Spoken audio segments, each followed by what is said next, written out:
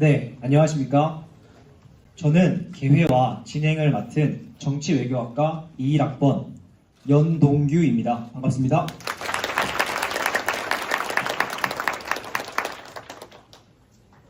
식수는 다음과 같습니다.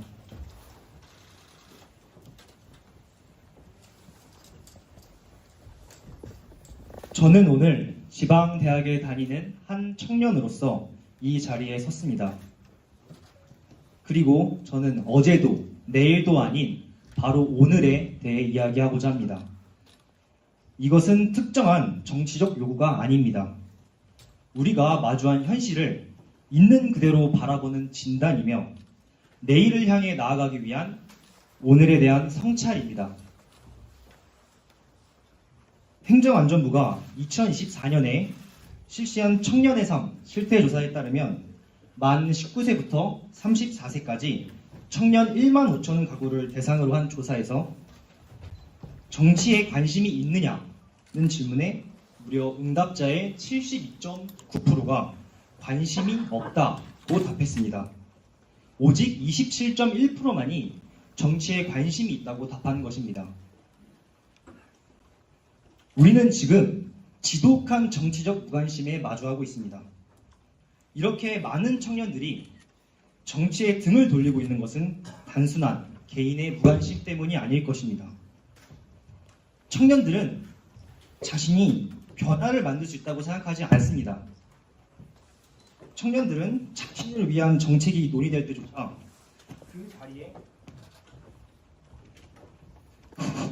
그 자리에 청년은 없다고 느낍니다. 정부가 아무리 많은 정책을 내놓아도 청년의 시각이라는 가치는 한 발짝씩 뒤로 후퇴하고 있습니다. 선거철이 다가오면 청년을 찾고 선거가 끝나면 청년을 잊어버리는 정치. 우리는 그런 오늘을 살고 있습니다.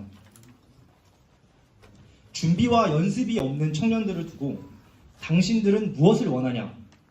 영혼 없는 질문만 가득한 것이 오늘의 청년 정책입니다.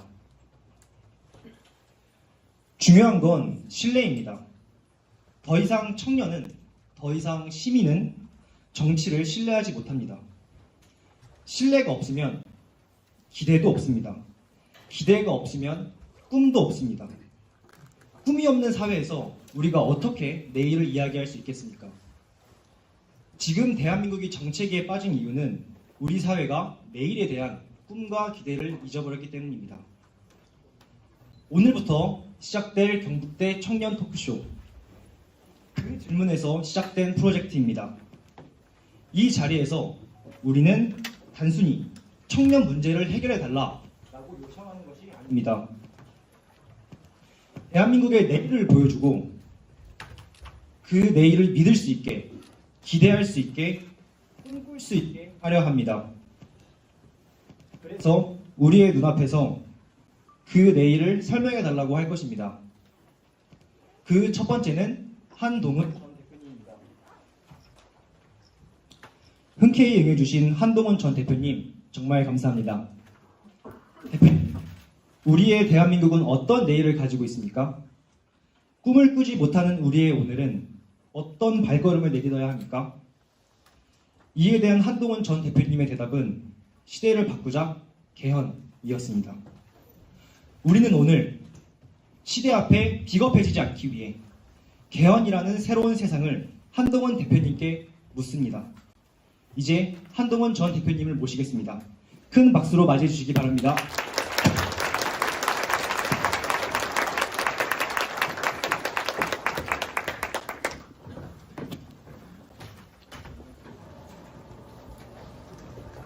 안녕하세요. 반갑습니다.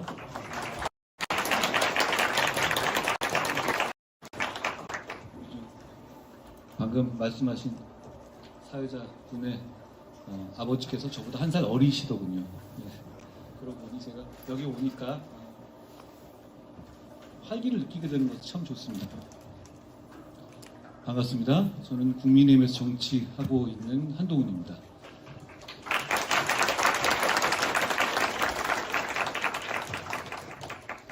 정치에 대해서 아까 말씀하실 때 청년들이 정치에 무관심하다고 하셨죠.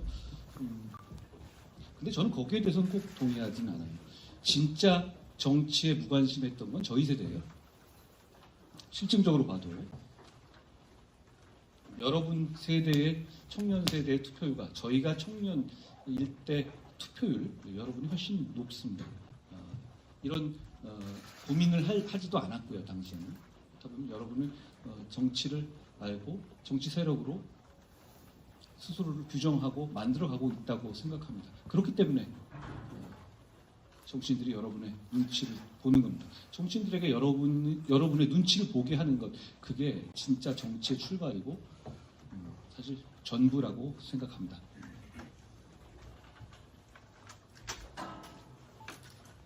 제가 시대를 바꾸자 이런 말씀을 드렸잖아요. 저는 바꿔야 한다고 생각하는데 여러 가지 청년들이 가진 불안감이 있죠. 기성세대들이 평균 수명은 늘어나고 계속해서 해먹는 것 같고 여러분은 점점 나이는 먹지만 그래도 위에서 비켜주지 않고 이런 불안감을 가지고 계실 거라고 생각합니다. 결국은 판을 바꿔야 한다고 생각해요. 제가 개헌을 말씀드리기 전에 아까 연 선생님이 말씀하신 그걸 보고 들게 된 생각을 먼저 말씀드리는 건데요. 그런데 지금 이 시대가 판이 바뀌는 시대인 게 분명한 것 같아요. 제가 개헌을 말하면서 권력 구조를 얘기하지만 그 개헌 중에서는 중요한 부분이 AX 시대로 가자, AI 트랜스포메이션 시대로 가야 된다라는 걸 말씀드리고 있고 크립토 커런시, 암호 화폐에 대해서 말씀드리고 있는데요. 저는 그게 판을 바꾸는 거라고 생각해요. 무슨 얘기냐면 제가 얼마 전에 재밌게 본 이 시리즈물 중에서 필리핀에서 카지노하고 그런 게 있었어요. 최민식 씨 나오는. 필리핀에서는 차무식을 이길 수 없잖아요. 이미 여러분들이 등장할 때 우리 기성세대랑 경쟁하는 데 와서는 그 파일이 굉장히 작아질 겁니다. 그렇기 때문에 새로운 판에서 새로운 시작을 하는 게 전 중요하다고 생각해요. 왜냐하면 기성세대는 AI를 잘 모르거든요. 그리고 크립토 커런시 같은 암호화폐를 잘 몰라요. 이 영역이 근데 세상의 중심이 되어 가고 있습니다. 그런 세상에서 결국은 여러분들이 그 영역을 찾고 빛을 찾고 희망을 찾고 꿈을 찾을 수 있을 거라고 저는 생각합니다. 그리고 그걸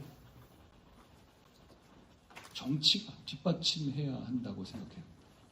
정치에 관심을 가지십시오. 왜냐하면 그러지 않으면 예전에 플라톤이 이렇게 얘기했죠. 정치에 관심을 갖지 않는 사람에게 내려지는 벌은 후진 사람들한테 지배당하는 거라고요.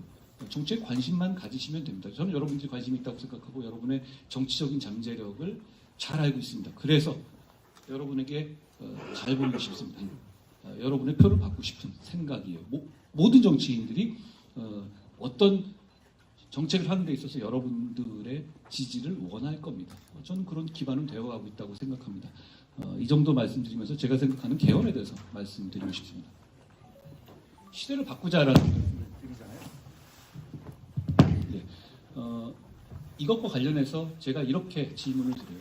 이런 일을 또 겪을 수는 없지 않냐는 말씀이죠. 여러분들께서는 헌법을 어느 정도 알고 계시는 정외과 학생이거나 정치에 관심 있는 분들이 많으실 테니까요.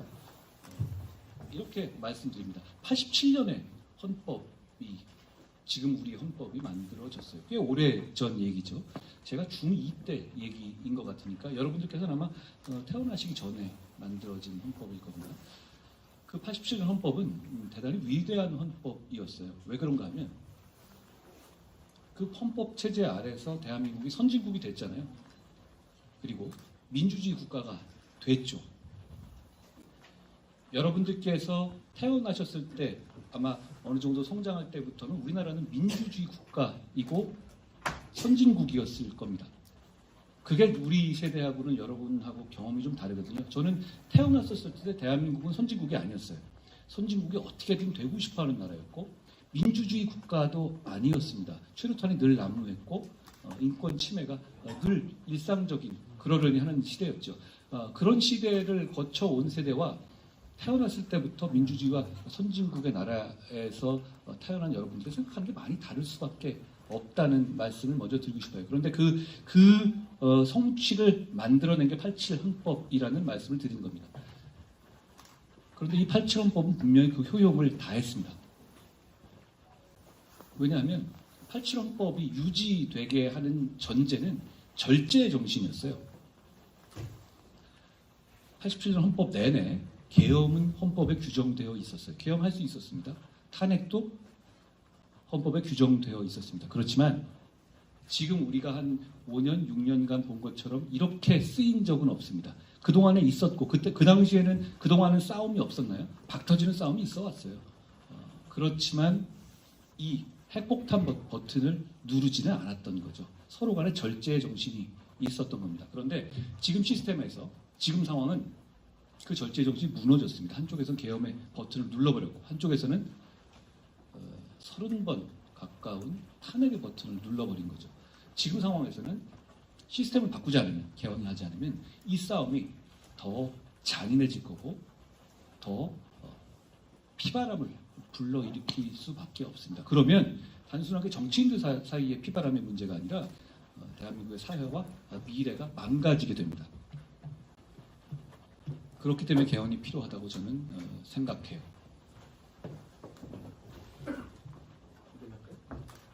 예.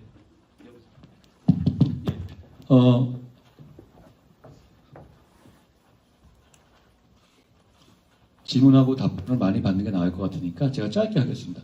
제가 생각하는 개헌은 이겁니다. 대통령 권한을 분산시켜야 합니다.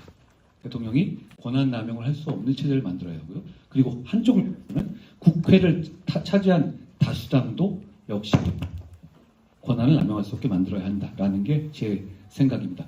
사람이 바뀌어도 시스템 때문에 지금 우리가 겪고 있는 이런 문제를 겪지 않도록 해야 된다는 게 제 생각이에요. 방법론으로 대통령의 4년 주임제를 생각합니다. 4년 주임 4년 동안 임기를 갖되 한 번에 걸쳐서 다시 할 수 있게 하는 제도이죠. 지금 5년 단임제 아닙니까? 그런데 그냥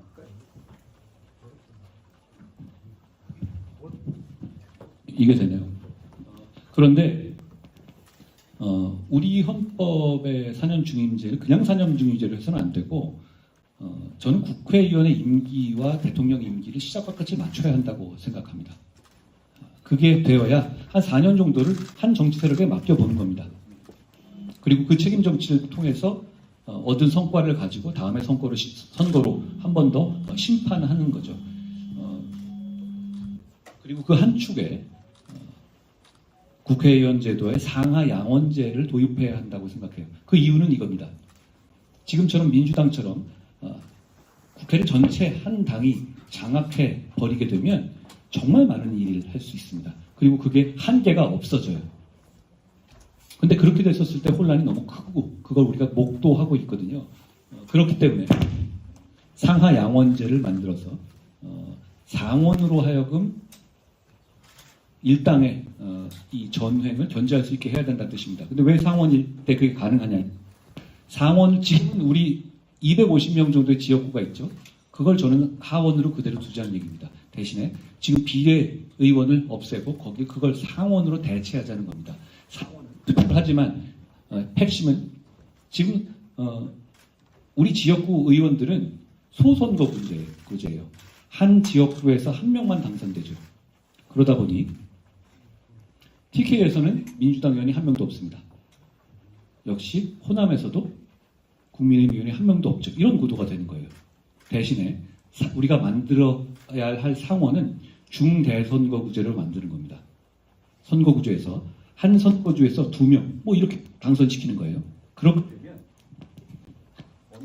어느 한 당이 어느 지역 전체 아니면 어느 한 당이 상원 전체를 완전히 장악할 수 없게 됩니다. 그렇게 되면 지금처럼 탄핵을 하고 싶어도 웬만하면 통과하기가 어렵습니다.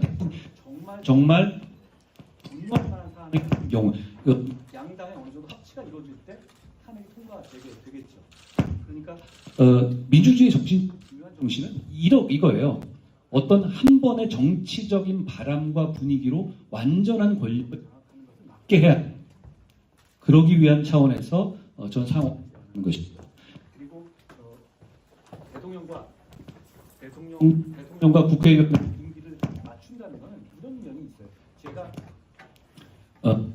당대표를 했던 거 아시죠? 그리고 비상대책위원장으로 총선을 이끌었던 것도 아시죠? 그리고 하시면서 제가 험한 일을 겪었던 것도 아시죠?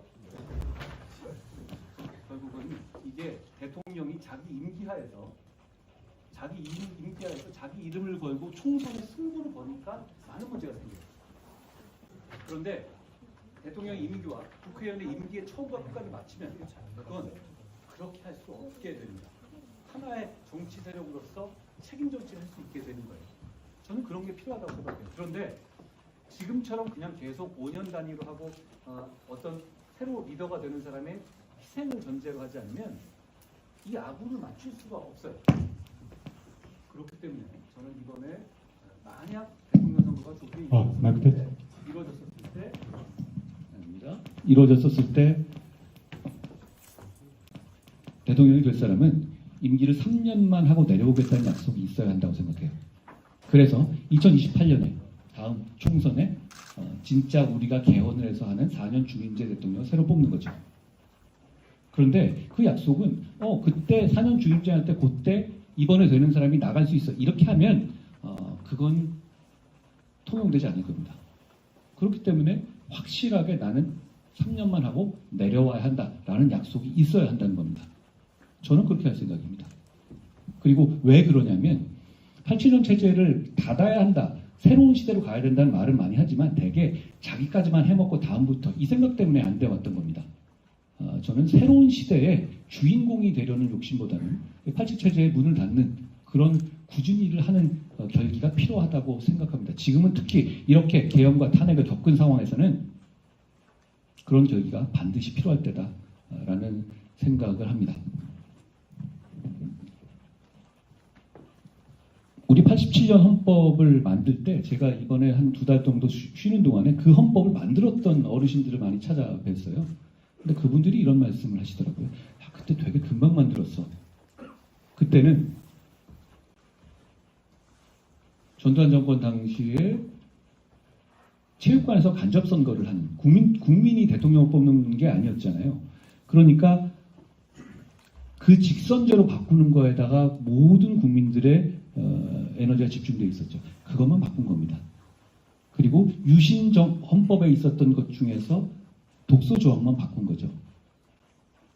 그러다 보니 사실상 우리가 갖고 있는 87 헌법은 정확히 말씀드리자면 87 헌법이라보다는 대부분 경우에 70년대 유신 헌법을 유지하고 있어요. 그러니 그 과정에서 사회의 변화를 반영할 만한 헌법적 조항들이 그대로 남아있는 겁니다. 예를 들어서 군인 있잖아요. 우리 군복무를 하는 분들, 여기 분들이 많으시겠죠. 군인들이 어떤 손해를 입었을 때 국가가 일반 민간인들보다 더 보상해줘야 됩니까? 덜 보상해줘야 됩니까? 우리를 위해서 모두 봉사한 사람인데 더 주는 게 맞잖아요. 저는 그렇게 생각하거든요. 모두를 위해서 자기를 희생한 사람인데 더 줘야지 왜 덜 줘요? 그런데 우리 헌법은 이중배상 금지라고 해서 군인들이 죽거나 그래서 다치거나 할 때 일반인들보다 훨씬 후려쳐서 적은 배상을 하게 해놨어요. 그게 헌법에 들어가 있습니다. 이유는 있었습니다. 그게 유신헌법 때 들어가 있는데 왜 그러냐? 당시에 월남전이 있었잖아요. 우리가 월남전 때문에 굉장히 산업적 부흥을 이룬 건 맞아요. 그런데 그때 우리 가난했어요. 워낙 많이 죽어나가니까 그 배상을 민간인들의 기준에서 해서는 나라가 재정이 감당을 못했던 거예요. 그 시대의 헌법이 우리 지금 2024년에 그냥 남아 있습니다. 그것 때문에 젊은 군인들이 손해를 보고 있어요. 이거 바꿔야 되지 않겠어요? 이런 부분들이 많이 남아 있습니다. 그러니까 지금 개헌을 하자는 것은 단순하게 중임제를 바꾸고 상원제를 이것도 중요한데요. 앞으로 100년 쓸 수 있는 나라의 기틀을 잡을 수 있는 가치 체계와 시스템을 갖추자는 얘기도 됩니다. 저는 이게 대단히 필요하다고 생각해요. 그리고 과학에 관한 규정, AI를 어떻게 지원할 것인지, 청년을 어떻게 지원할 것인지에 대한 내용들도 저는 헌법에 넣어야 된다고 생각해요. 결국 그런 개헌을 할 수 있는 기회가 우리한테 왔습니다. 매번 개헌 얘기를 대선 즈음에 하면 다들 이렇게 시큰둥하게 반응합니다. 어차피 안 될 거 아니야? 이렇게 생각하죠. 그런데 이번은 다릅니다. 여러분들 비롯해서 많은 국민들이 이대로 가면 안 되겠는데 라고 생각하고 계세요.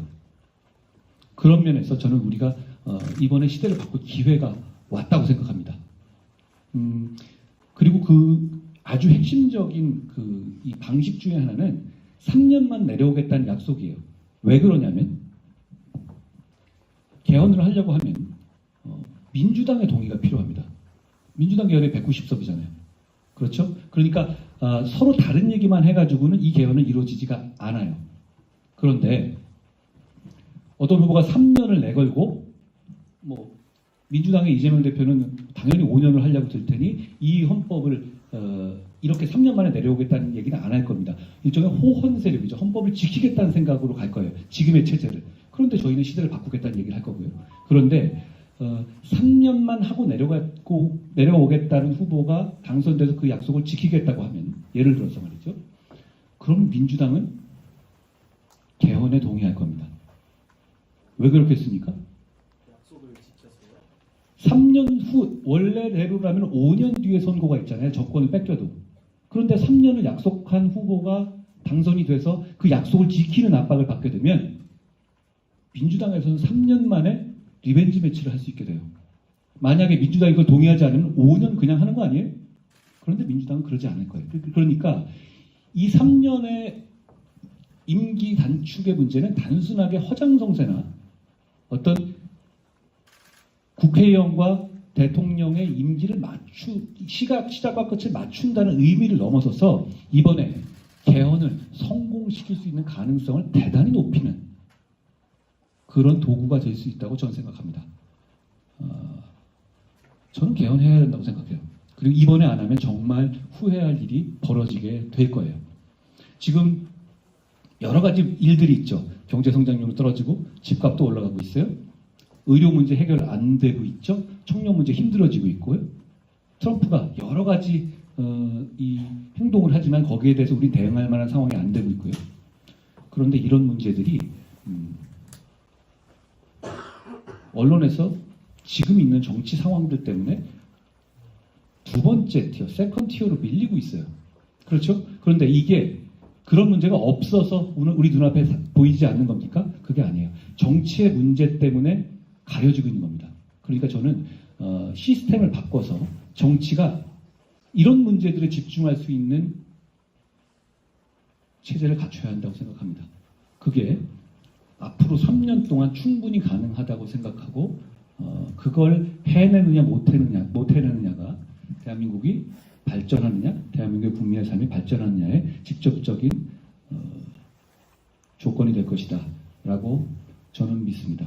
제가 너무 이 얘기를 길게 하면 질답 시간이 좀 길어질 것 같아서 이 정도로만 하겠습니다. 고맙습니다.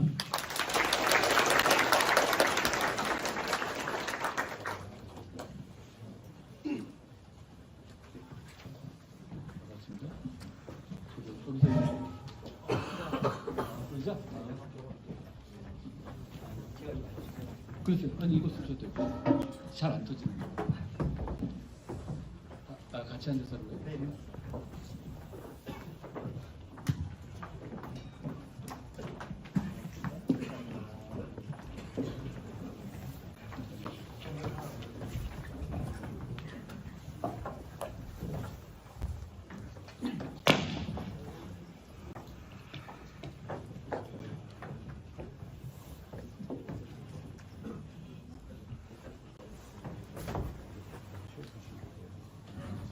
마이크 테스트.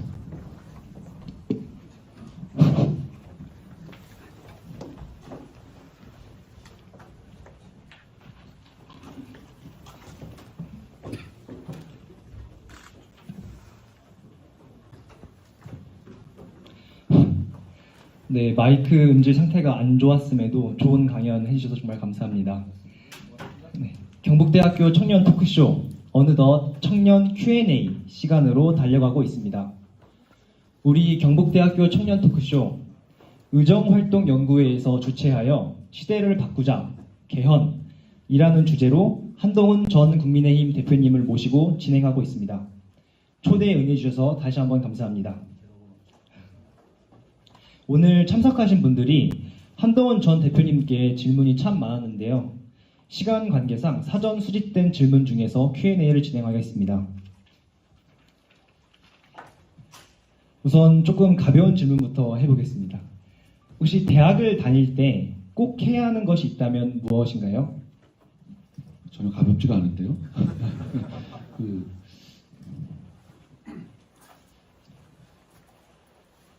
몇 학번이시죠? 저는 21학번입니다. 저는 92학번이거든요. 근데 제가 대학교를 다닐 때 있었던 나날들이라든가 그런 가을 당에 있었던 일들, 그때 제 친구들이랑 했던 얘기들이라든가, 그때 분식집에서 먹었던 메뉴, 이런 게 아직도 좀 기억이 나요. 제가 기억력이 좋아서 그런 게 아니라 그 이후에 제가 굉장히 바쁘게 살았어요. 몇십 년간. 근데 그때 일들은 그냥 기억이 잘 안 나요. 열심히 살지 않았던 게 아니거든요. 더 복잡하고 어떻게 보면 뭐 역사에 긁힐 정도의 일들에 관여하기도 했어요. 포레스트 검프처럼요. 여기저기 다 껴 있었거든요, 제가. 그런데 그 일들이 그렇게 대학에 있었을 때처럼, 대학 때나 그 이전, 그 어렸을 때처럼 기억이 나지가 않아요.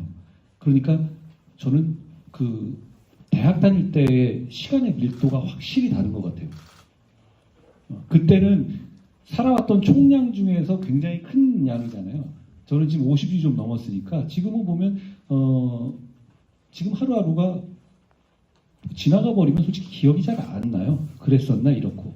그만큼 중요하고 보석 같은 시기인 건 맞는 것 같아요. 저는 그러니까 제가 그때 뭘 했냐 안 했냐 이렇게 묻기는 그랬는데, 아까 제가 사회자님하고 같이 있는데 우리 의원들 계실 때 이런 얘기를 했어요. 20대 때로 다시 돌아가고 싶냐라고 웃으면서 했는데 한지아 의원님 말고 나머지는 다 고개를 젓더라고요. 그때가 너무 좋긴 했는데 다 군대 가기 싫어서 그런 거였습니다. 어쨌든 그 인생에서 굉장히 중요한 시기고, 근데 그때 취향이 좀 쌓이는 것 같아요. 저는 그때 들었던 음악 장르나 음악 취향을 아직도 들어요. 물론 그 이후에도 좋은 음악들이 계속 나오고 있어요. 그런데 딱 그 정도를 가지고 평생 계속 그 취향이 쌓이게 되더라고요. 그때 입었던 옷을 비슷하게도 지금 입는 것 같고, 그때 비슷했던 어떤 방향들이 많이 남아있는 것 같아요. 근데 그 취향으로 평생을 사는 거니까 이것저것 많이 해보면 좋을 것 같아요. 할까 말까 고민되면 하지 말라는 사람도 있잖아요. 근데 학생일 때는 할까 말까 고민되면 해보는 게 좋지 않을까 생각이 듭니다. 저는 다시 돌아가고 싶네요. 다시 생각해보니까. 고맙습니다. 네, 답변 감사합니다. 이제부터는 좀 더 어려운 질문을 해보겠습니다. 한동훈 전 대표님께서는 공정과 정의를 강조해 오셨는데, 청년들이 체감할 수 있는 공정한 기회는 어떻게 만들 수 있을까요? 공정한 기회라는 말이 참, 공정이란 말이 정의하기가 어렵잖아요. 근데 그게 공정이란 말의 어떤 그 기준이 점점 낮아지는 것 같아서 조금 안타까운 면이 있어요. 예를 들어서 놀이동산 같은 데 갔을 때 돈을 좀 더 내면 패스트트랙 있잖아요. 이렇게 돈을 좀 더 내면 줄을 안 서고 옆으로 이렇게 갈 수 있는 거. 저는 그게 공정하다고 생각하지 않거든요. 그리고 제가 생각한 이런 게 우리나라에서 가능하단 말이야 라고 저는 약간 반감이 들었어요. 예전에는 그랬죠. 무슨 돈으로 살 수 없는 건데 이거는. 그런데 점점 돈으로 살 수 있는 게 많아지고 있어요. 샌들이 말하듯이요. 그럼에도 불구하고 우리 청년들이 바라는 공정의 기준은 생각보다는 저는 좀 관대하다는 느낌을 오히려 더 받아요. 그런데 그만큼 우리가 그 정도도 지켜지지 않고 있다는 것에 대한 반증이겠죠. 정치하는 사람으로서 굉장히 부끄럽게 생각해요. 그 점을 지켜야 한다고 생각합니다. 그런데 그 공정의 제가 아까 이렇게 말씀드렸죠. 판을 바꿔야 된다고요. 청년들 입장에서. 그런 게 그런 거예요. 필리핀에서 차무식을 이길 수가 없다니까요. 지금 저를 비롯해서 차무식들이 쫙 있어요. 그런데 여기 들어와서 똑같은 포커판을 친다고 해서 어떻게 이기겠어요? 이게 공정합니까? 결과에서 공정하지 않을 거예요. 어느 정도 보정이 필요한 겁니다.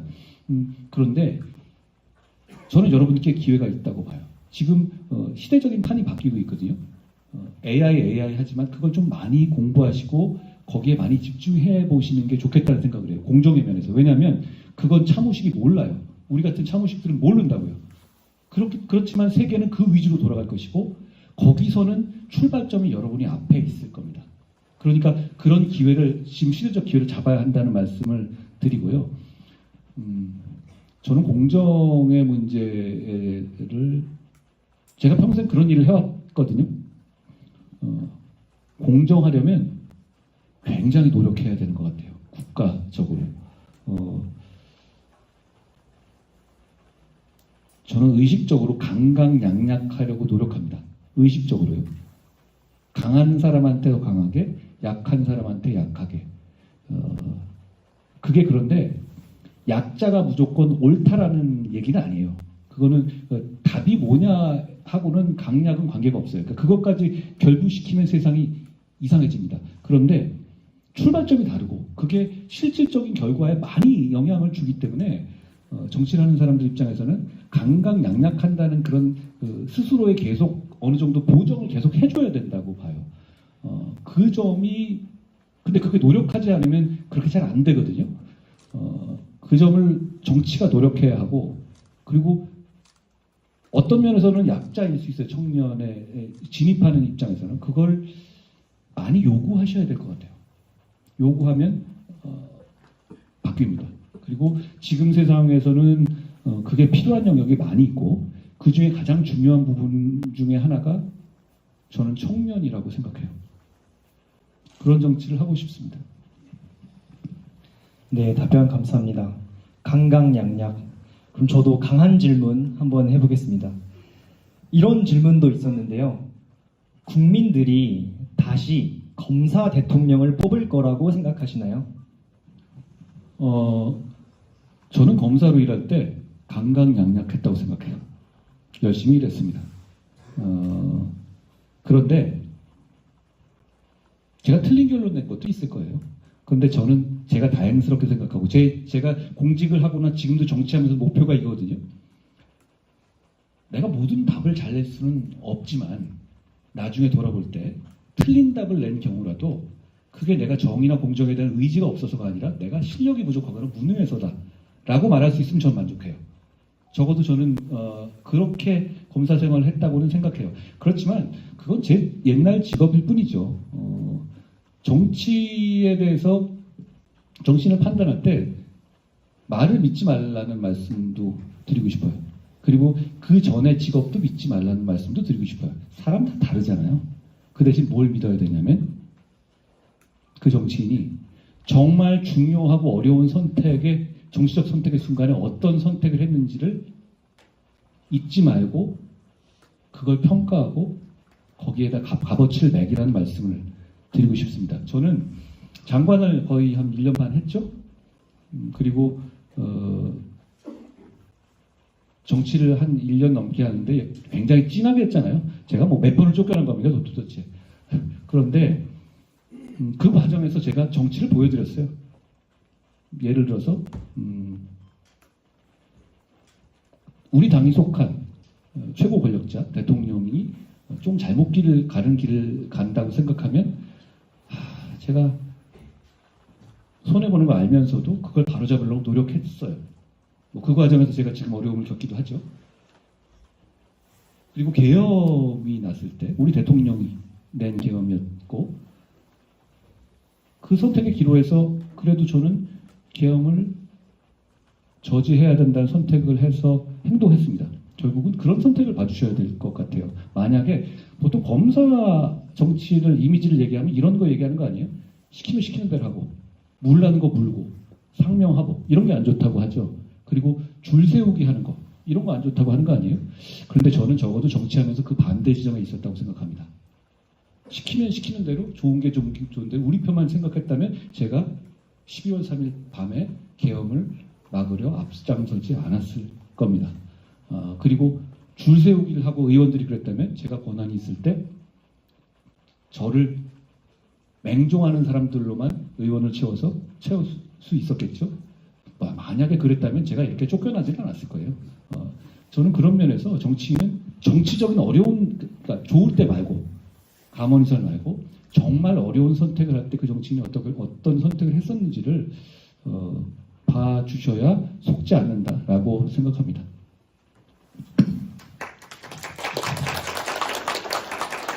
네, 답변 감사합니다. 이번에는 앞 질문과 좀 연계할 수도 있는 질문을 드릴까 합니다. 네, 이런 질문도 있었습니다. 대표님이 생각하는 보수의 가치란 무엇입니까? 책임감입니다. 나라를 생각하고 공동체를 생각하는 책임감. 단적으로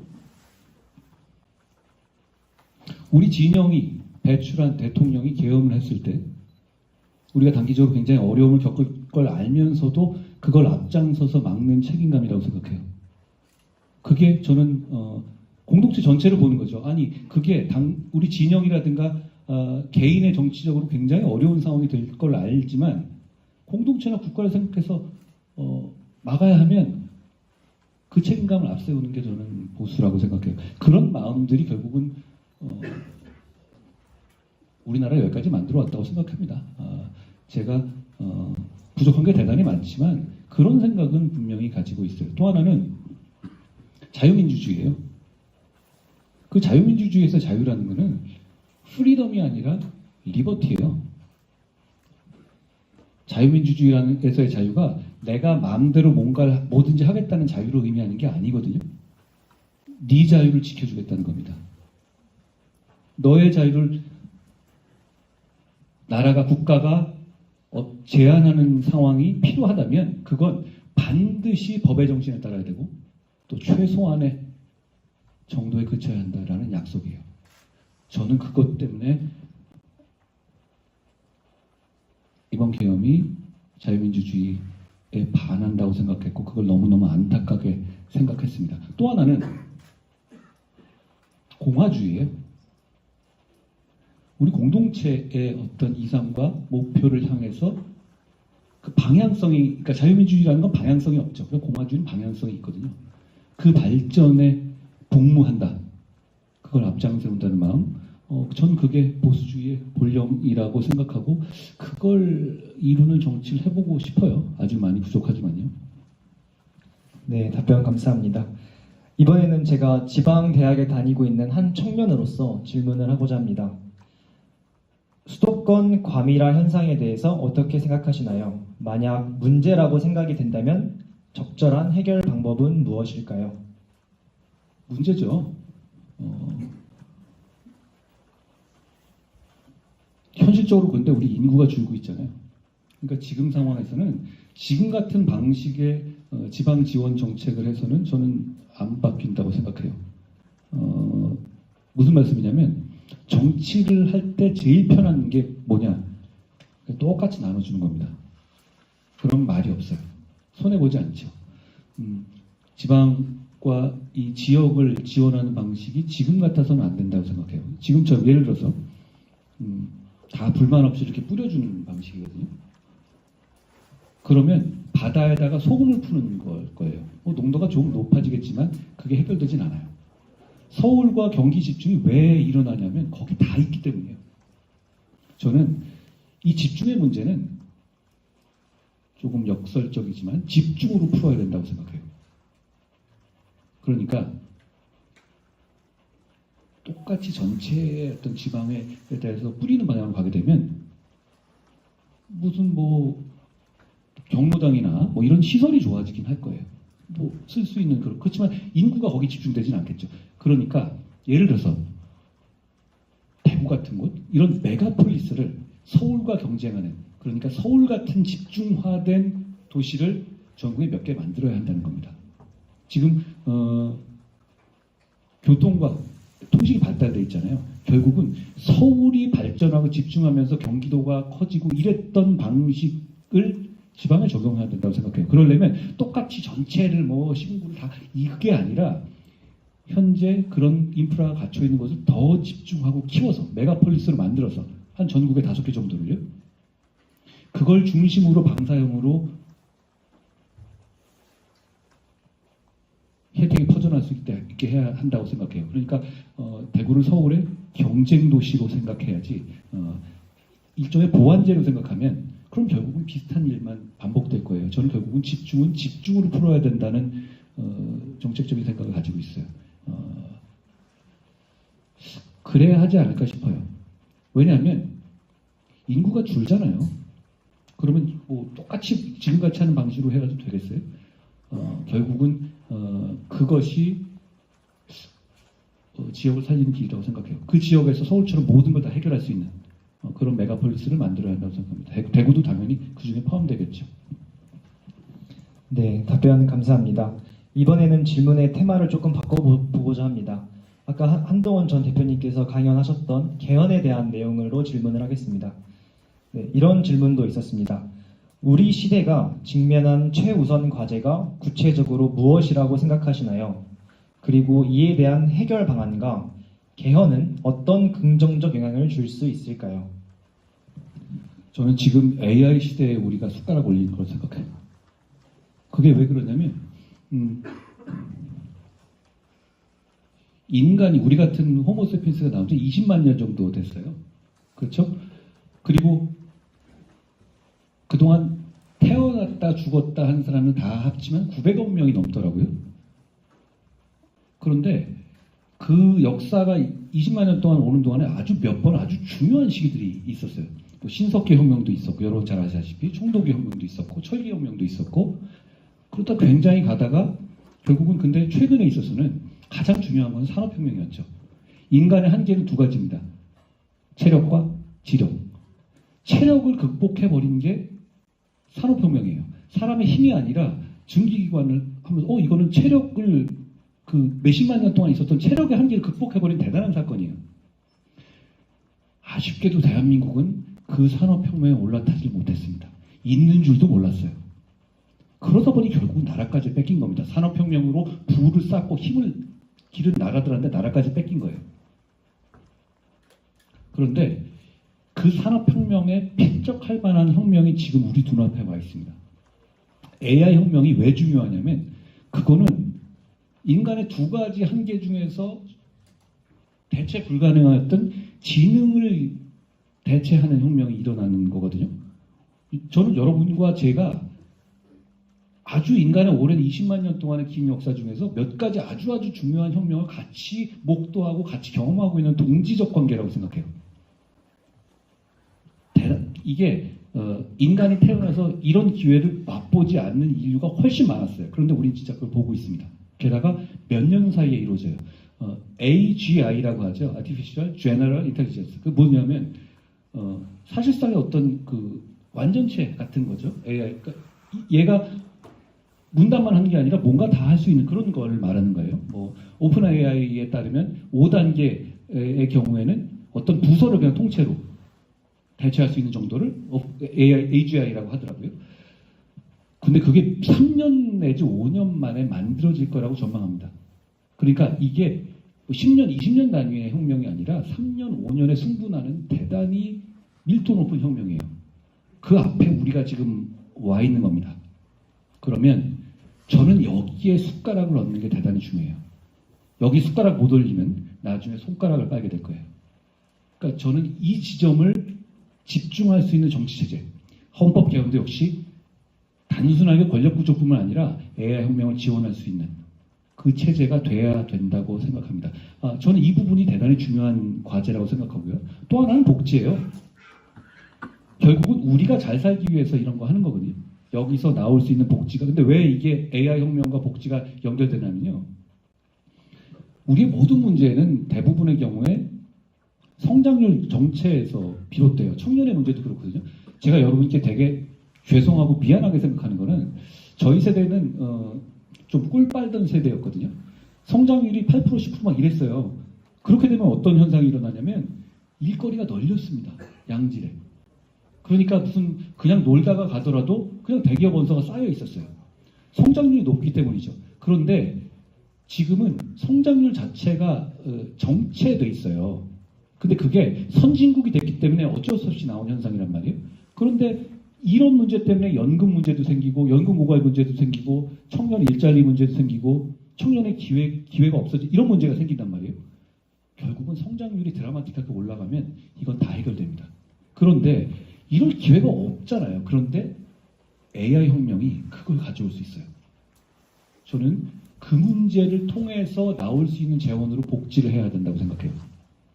복지와 연결돼야 되는 이유는 뭐냐면 AI는 결국은 일자리를 뺏을 겁니다. 변호사 일자리를 뺏을 거고 회계사 일자리를 뺏을 거고 그런데 그걸 꼭 나쁘게 볼 일은 아니에요. 전체적으로 우리의 근로시간을 낮출 겁니다. 그러면 거기 나오는 혜택으로 뭘 해야 되냐면 모두를 위한 복지를 해야 되는 겁니다. 저는 결국 AI 성장은 복지랑 연결시키는 정책이 되고 성장과 복지를 선순환시켜야 되는 정책을 만들어야 한다는 게 정치의 임무라고 봐요. 제가 이재명 대표의 복지 정책을 비판하는 이유는 이겁니다. 성장이 연계되지가 않아요. 그러니까 있는 거를 다 나눠가지고 20만 원 나눠주자? 그러면 그 다음엔 어떻게 하겠어요? 소진되는 복지거든요. 그게 아니라 성장과 복지의 선순환을 하는 어떤 그런 청사진이 필요한 겁니다. 저는 거기에 핵심에는 말씀드린 것 같은 AI 혁명이 있다라는 점 말씀드립니다. 그리고 다시 반복하지만 그건 청년에게 기회입니다. 기성세대는 여기에 대한 이해도가 낮아요. 그리고 이거는 아직 장악되지 않은 영역입니다. 그 기회를 잡으시라는 말씀을 드리고 싶습니다. 여러분이 그 기회를 잡고 그 기회를 발전시키면 우리 공동체와 대한민국에도 정말 큰 복이 될 거라고 생각합니다. 네, 답변 감사합니다. 이 질문을 한 분도 그 기회를 잘 잡으셨으면 좋겠습니다. 네, 다음 질문 드리겠습니다. 우리나라 30년 경제를 이끌어갈 먹거리는 무엇입니까? 그것을 다른 패권국들의 경쟁에서 어떻게 이길 수가 있습니까? AI 얘기를 했으니까 이어지게 그거라고 말씀드리고요. 패권국 말씀하신 정확한 지적이에요. 한 15년 전만 하더라도요. 이런 얘기가 정론이었어요. 자본에는 국적이 없다. 기술에는 국적이 없다. 이런 얘기 들어보셨죠? 그런데 지금은 안 그래요. 자본과 기술의 국적이 어딘지가 굉장히 중요한 상황이 됐어요. 왜냐하면 미국과 중국이 패권 경쟁을 하고 있기 때문이죠. 그러니까 중간 영역이 없어요.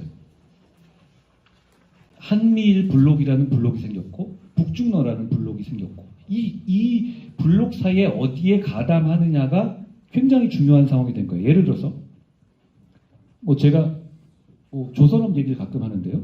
조선업을 미국이 이제 그 군함이 정말 필요해요. 미국 입장에서는 해양 지배가 결국 세계 지배입니다. 그런데 그 해양 지배를 위해서 군함을 유지하는데 미국은 조선업이 죽었거든요. 그 미국 정도 되는 나라의 조선 군함 건조를 할 수 있는 나라는 전 세계 두 군데예요. 한국과 중국. 그런데 옛날 같은 상황이라면 어떠냐면 싼 중국을 가겠죠, 미국이. 그런데 아닙니다.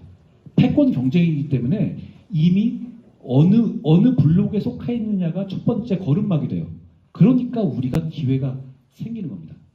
그러니까 이 미국이 중국이 조선이 싸다고 해가지고 거기다 군함을 맡길 수는 없어요. 그러겠습니까? 그러니까 한국에 기회가 생기는 거고요. 그런 차원에서 저는 한미일 관계가 대단히 중요하다고 생각해요. 저는 어떤 반공의 이념이나 이념의 얘기를 말하는 게 아닙니다. 그런 것도 중요한 분들이 계시죠. 저는 그게 아니라 이게 결국 경제적인 패권 구도가 돼 있고 이 상황에서 우리는 어느 쪽에 가담해서 국익을 챙겨야 되고 국민의 이익을 챙겨야 되는 거잖아요. 그러면 지금 상황에서는 한미일 블록이 우리를 번영으로 이끄는 길이에요. 거기에 확실히 가담해서 거기에 중요한 플레이어가 되고 그 패권에서 이익을 쪽쪽 뽑아 먹어야 돼요. 그렇기 때문에 전에 민주당이 얘기했던 북중러에 대한 어떤 친중 문제라든가 이런 문제는 그렇기 때문에 국익에 반해요. 저는 그런 기술적인 패권 문제에 있어서 이 외교와 외교 정책에 대한 입장이 한미일 공조 강화여야 한다는 면을 다시 한번 강조드리고 싶어요. 좋은 질문이었습니다. 고맙습니다. 네, 답변 감사합니다. 또 최근에 미국과 관련된 큰 이슈가 있었죠. 바로 미국의 민간 국가 지정인데요. 그거와 관련된 질문 드리겠습니다. 미국의 민간 국가 지정과 대한민국에 대한 평가가 앞으로 우리나라의 미래에 미치는 영향은 무엇일까요? 뭐 그게 처음 있는 일은 아니에요. 민간국가 지정이라는 거. 근데 저는 이 얘기는 드리고 싶어요. 정치권이 이걸 너무 속단해서 얘기하면 안 돼요.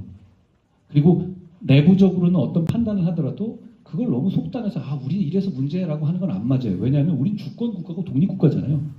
미국이 자체적으로 그런 평가를 할 수 있는데 거기에 뭐 조금 어긋난다고 해서 너무 안다라고 이런 모습은 보일 필요는 없어요. 다만 우리가 그걸 먼저 알아야 하고 알고 대처해야 한다. 그런 말씀을 드리고 싶어요. 여러 가지 이유가 있겠죠. 그런데 그 이유 하나에 너무 목맬 필요는 없습니다. 지금 우리가 굉장히 불안정한 상황인 건 맞지만 제가 아까 말씀드린 것 같은 그런 식으로 보면 우리가 중국과의 관계 그리고 거기에 대한 비교 우위 때문에 우리에겐 카드가 있어요. 너무 걱정해야 할 필요 없습니다. 그리고 이제 사실 미국이 트럼프 행정부는 두 가지예요. 제가 보는 트럼프 행정 첫째, 그냥 트럼프 행정부 입장에서 미국의 이익이 눈앞에 보이면 그냥 한다. 여기서 주저하지 않아요. 둘째, 중국에 대해서는 확실하게 견제한다. 이 두 가지예요. 이 두 가지를 이해하면 우리가 많은 것을 얻을 수 있다고 생각해요. 그리고 우리가 지금 계엄 이후에 정치 상황이 좀 어려웠잖아요. 지금도 좀 그렇지만 일종의 리더십 부재가 있었죠. 그게 또 지금 트럼프 행정부 초기의 상황에서는 이점으로 작용한 면도 있어요. 트럼프 행정부가 처음 들어와서 이랬죠. 주요 국가들을 하나하나 상대하면서 좀 때리고 다녔어요. 그렇죠? 캐나다니 멕시코니 뭐 이렇게 돌아다니면서 하고 있었죠. 그 과정에서 이제 좀 부작용이 생기니까 이제 이걸 접고 아이템 기준, 그러니까 자동차 관세, 뭐 철강 관세, 이거는 나라 기준이 아니라 아이템 기준이 있죠. 이건 좀 어느 정도 공평한 거거든요. 이걸 넘어간 단계예요. 그런데 우리는 첫 번째 단계, 나라별로 패는 거, 여기서 빠졌어요. 여러 가지 이유가 있겠지만 우리가 반응할 만한 리더십을 제대로 갖추지 않았기 때문에 사실 우리를 선택할 수가 없었던 면도 있습니다. 사실 그러니까 지금 국제정세라는 상황이 우리 지금 상황 때문에 너무너무 무조건 부정적이기만 하다. 이렇게 볼 건 아닙니다.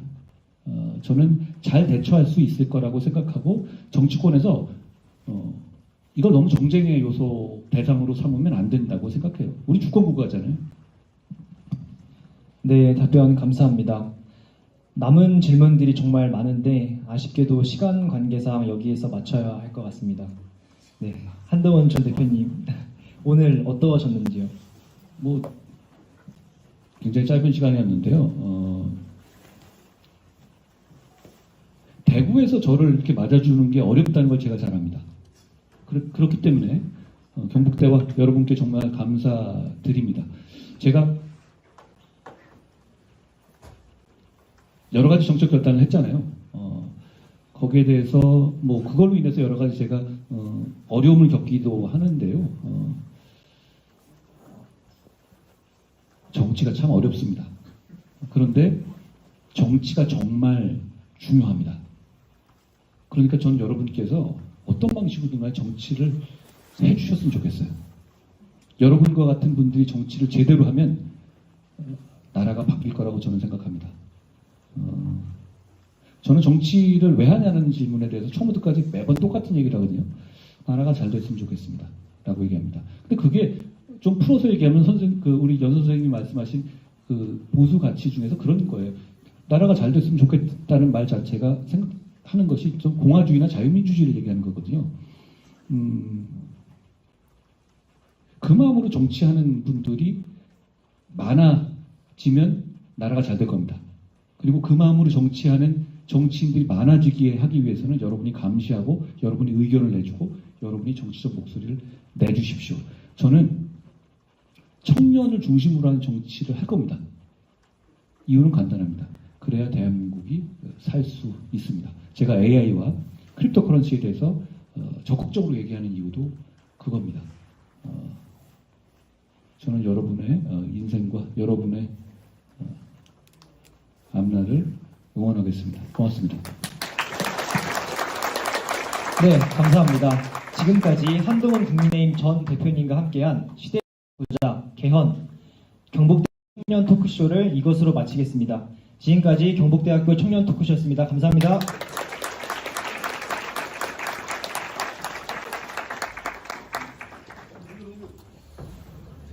네, 이제 포토 타임을 진행.